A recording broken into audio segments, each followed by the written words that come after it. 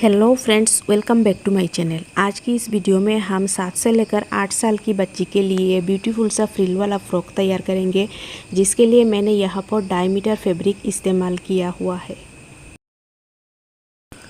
तो देखिए, मैंने यहाँ पर फैब्रिक को 4 फोल्ड कर लिया है।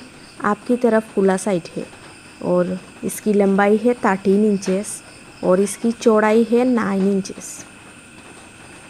अब हम इसकी शोल्डर में डालूंगी 6 इंच पर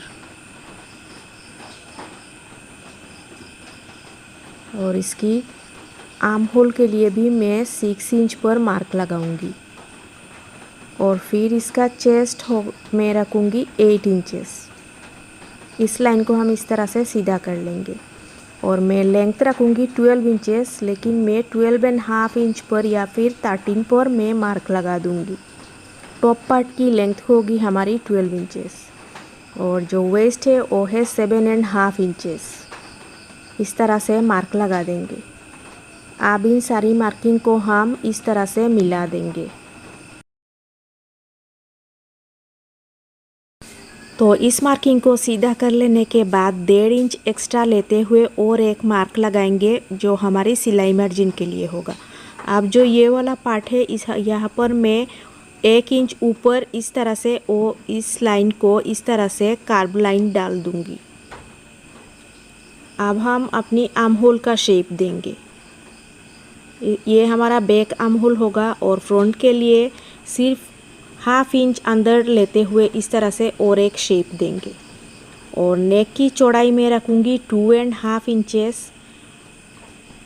तो 2.5 इंच पर इस तरह से मार्क लगा देने के बाद और डेप्थ होगी 4 इंचेस और ये जो नेक है ये फ्रंट और बैक दोनों एक सेम ही बनेगा। तो इस तरह से 2.5 इंच चौड़ी और 4 इंच गहरी इस तरह से एक बॉक्स बना देंगे और इसे कट कर लेंगे।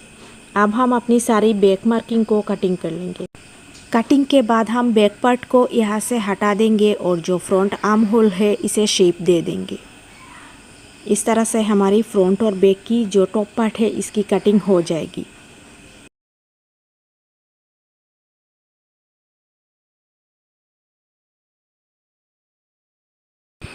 तो इस तरीके से मैंने अपनी फ्रंट आर्म होल को शेप दे दिया है और आप देख सकते हो इनका जो नेक है फ्रंट और बैक का सेम है।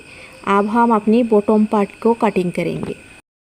अब हम इसकी बॉटम पार्ट कटिंग करेंगे। इसके लिए मैंने फैब्रिक को एक बार फोल्ड करते हुए बिछा दिया है। अब इसको इस तरीके से ट्रायंगल में फोल्ड कर लेंगे और फोल्ड कर लेने के बाद आपकी तरफ खुला साइड है और मेरी तरफ बंद साइड है। अब हमने जो अपना वेस्ट को रखा था 7.5 इंचेस। तो इंची टेप को इस तरह से रखते हुए हम जहाँ पर हमारा 7.5 आ रहा है वहाँ पर एक मार्क लगा देंगे और फिर इसी मार्किंग को हम बिल्कुल ऊपर से मेज़र करेंगे। तो ये 10 इंच पर आ रहा है और इंची टेप को इस तरह से रखते हुए हम इस मार्किंग को दूसरी तरफ ले आएंगे, जैसा कि आप इस वीडियो में देख सकते हो। और इन्हीं सारी मार्किंग को हम जॉइंट कर लेंगे तो ये हमारा वेस्ट का मार्किंग हो जाएगा।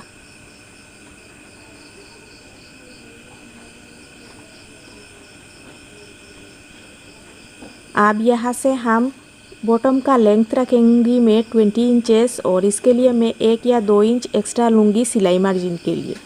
तो यहाँ पर मैंने 22 पर मार्क लगा दिया है।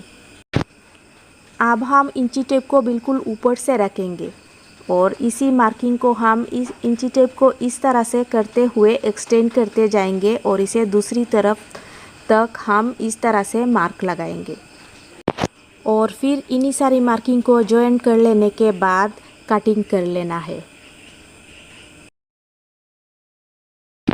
तो कटिंग के बाद देखिए हमें बॉटम पार्ट के लिए भी इस तरह की 2 पीसेस मिल जाएगी, जो हमारी फ्रंट और बैक के लिए 2 पीस होगा। अब हम अपनी टॉप पार्ट को लेंगे और बिल्कुल नेक के बराबर इस तरह की 2 पट्टियाँ काट कर लेना है और इन्हें नेक के साथ राइट से राइट मिलाते हुए इनके ऊपर एक एक स्टिच हमें लगा देना है। तो देखिए मैंने यहाँ पर स्टिच लगा दिया है। अब हमें इनको पलटकर अंदर की तरफ कर लेंगे। तो इसके पहले हमें इसका जो कॉर्नर है वहाँ पर छोटे छोटे हमें इस तरीके से कट्स लगा देना है और इसके बाद हमें इनको अंदर की तरफ करते हुए हेम कर लेंगे। आप अपनी सुई धागे से भी कर सकते हो या मशीन से भी कर सकते हो। तो इस तरीके से कर लेने के बाद हम दोनों पार्ट को लेंगे और इनकी शोल्डर को जॉइंट कर लेंगे। तो शोल्डर जॉइंट हो जाने के बाद हमें जो टॉप और फ्रंट और बैक दोनों पार्ट की इस तरह से मेजर करना है। और मेजर कर लेने के बाद मेरा यहाँ पर आया हुआ है 20 इंचेस, लेकिन हम यहाँ पर इसका डबल लेंगे। तो मैं लूँगी यहाँ पर 40 इंचेस रफल तैयार करने के लिए। तो देखिए मैंने 40 इंचेस लंबी एक स्टेप काट किया है, जिसकी चौड़ाई रखा है मैंने 4 इंचेस। और इसी पट्टी को हम रफल तैयार करेंगे। आप नेकलाइन से 1 इंच पर इस तरह से दोनों पार्ट्स पर मार्क लगाएंगे, फ्रंट और बैक दोनों पर। शोल्डर पर इस तरह से मार्क लगाने के बाद इस लाइन को बिल्कुल सीधा नीचे इस तरह से एक मार्क लगाएंगे। आप नीचे की जो मार्किंग है इससे अंदर की तरफ 1 इंच पर और एक मार्क लगाएंगे। और ऊपर से नीचे की जो अंदर का मार्क है इस तरफ इस तरह से लाइन डालेंगे। इस लाइन को हमें थोड़ा सा ए लाइन में डालना है, इसीलिए इस तरह से हमें मार्किंग डालना है।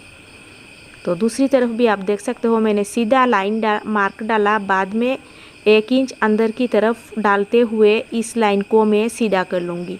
सेम हमें दोनों पार्ट्स पर इस तरह से करना है। तो यहाँ पर आप देख सकते हो फ्रंट और बैक दोनों पर मैंने मार्किंग कर लिया है। अब जो मैंने स्टेप काट किया था इसी को हम इसी लाइन के ऊपर इस तरह से प्लीट्स डालते हुए ज्वाइन करना है। और इसकी दूसरी पार्ट को हम फोल्ड डालते हुए हेम कर लेंगे। बिल्कुल बारीक सा फोल्ड डालकर हम इस पार्ट को हेम कर लेंगे। तो एक पार्ट को मैंने जॉइंट कर लिया है और दूसरा जो पार्ट है इस पर आप पहले गेदार तैयार करने के बाद जॉइंट कर सकते हो, और या फिर आप डायरेक्ट इस पर प्लीट्स डालते हुए भी जॉइंट कर सकते हो। और ये जो हिस्सा है इस हिस्से को भी हम इस तरह से प्लीट्स डालते हुए यहाँ से स्टार्ट करेंगे और इनको इस तरह से रखते हुए हम इन लाइन पर अटैच कर लेंगे। तो इस तरह रखने पर देखिए ये भी इस तरह से यहाँ पर एक राउंड शेप आ जाएगा। तो देखिए मैंने यहाँ पर दोनों फ्रिल्स को जॉइन कर लिया है। अब इसको इस तरह सीधा करेंगे और इसके ऊपर एक टॉप स्टिच लगा देंगे। अब हम अपनी जो आर्म होल है इसे इस तरह से और एक पट्टी के साथ हेम करेंगे। तो इस पट्टी को भी इस तरह से राइट मिलाकर एक स्टिच डालेंगे। देन इसे फोल्ड करने के बाद अंदर की तरफ रखते हुए और एक स्टिच कर लेंगे। तो देखिए मैंने यहाँ पर अपनी आर्म होल को भी हेम कर लिया हुआ है। अब हमें इसके साथ बॉटम पार्ट को जॉइन करना है। तो इस तरह से रखेंगे और बॉटम पार्ट को जॉइन करने के लिए इसे उल्टा इसकी तरफ इस तरह से हम बिल्कुल इसकी वेस्ट लाइन को मिलाते हुए इस पर स्टिच लगा देंगे। सेम फ्रंट और बैक दोनों पार्ट के साथ दोनों पार्ट को हम जॉइंट कर लेंगे। तो यहाँ पर बॉटम पार्ट भी जॉइंट हो चुका है। अब हमें इनकी साइडेड की फिटिंग को डाल लेना है, लेकिन इससे पहले मुझे यहाँ पर बेल्ट डालना है। इस तरह से इन दोनों पार्ट्स को अच्छे से मिलाएंगे और यहाँ पर ऊपर से लेकर नीचे तक हम स्टिच डालेंगे। और बेल्ट के लिए देखिए मैंने यहाँ पर 3 इंचेस चौड़ी और 20 इंच लंबी एक पट्टी काट किया है, जिस पर इस तरह से स्टिच लगा देंगे और इसे सीधा कर लेंगे। और सीधा करने के बाद ये इस तरह से आ जाएगा। अब इस बेल्ट को हम टॉप और बॉटम का जो जॉइंट है इस जॉइंट पर इस तरह से अंदर की तरफ रखेंगे और फिर यहाँ पर हम फिटिंग का स्टिच डाल लेंगे। और नीचे की हिस्से को जो नॉर्मली फोल्ड डालते हुए हम हेम करते हैं इसी तरह से कर लेंगे। और ये पूरा होने के बाद इस तरह से आया हुआ है। वीडियो अच्छे लगने पर प्लीज़ मेरे चैनल को लाइक शेयर और सब्सक्राइब ज़रूर कीजिएगा और कमेंट में मुझे बताइएगा कैसी लगी आज का ये ट्यूटोरियल। जल्द ही मिलेंगे अगले वीडियो में, तब तक के लिए बाय बाय।